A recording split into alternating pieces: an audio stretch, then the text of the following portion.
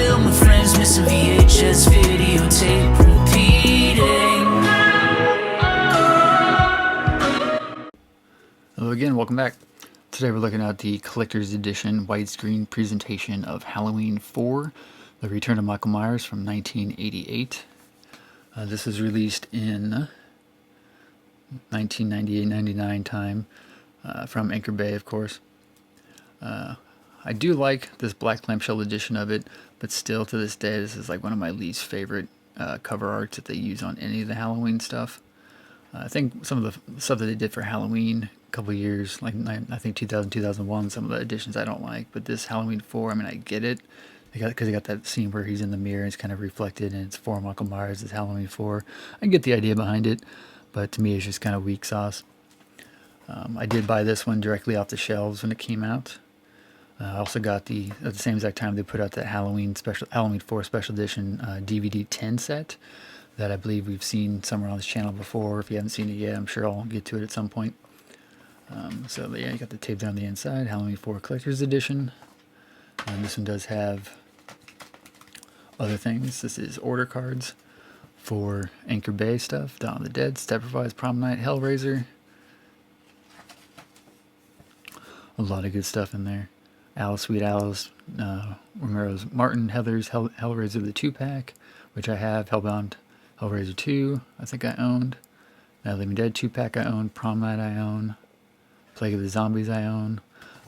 Tombs of the Blind Dead I think I have on DVD.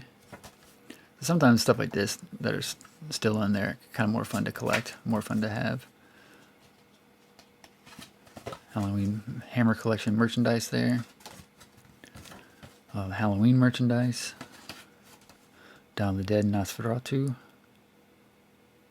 I was never too big into buying this kind of stuff. Like somehow if I got it free or if it came with something, I'd take it. But buying t-shirts and merch is never really a thing I was really into. There was I think a Halloween tape set that came out that came with a t-shirt that I think a friend of mine had, and they ended up giving it to me. So the liner notes there, you got some cool pictures of Bucky about to get murdered and Dr. Loomis there. It's pretty dope. Halloween 4 I think is one of the better Halloweens. I think it's Halloween the original. Halloween 4 is probably the second best, I would say. Then Halloween 2, Halloween 5, Halloween 3, Halloween 6. So they also did, at the same time that they released this, they did release a standalone slipcase cardboard edition along with the collector's edition, and as I said, the 10 as well. And this one just has, I think this one has an introduction, or is it the other one that has, Halloween 5 has an introduction. Let's see, yeah, this one just has trailers for Halloween and Halloween 4 at the end of it, and nothing else special. But I do believe I ripped those from here, and they're on my VHS rip channel and should be appearing on this channel as well. This is still one that I own on 35mm.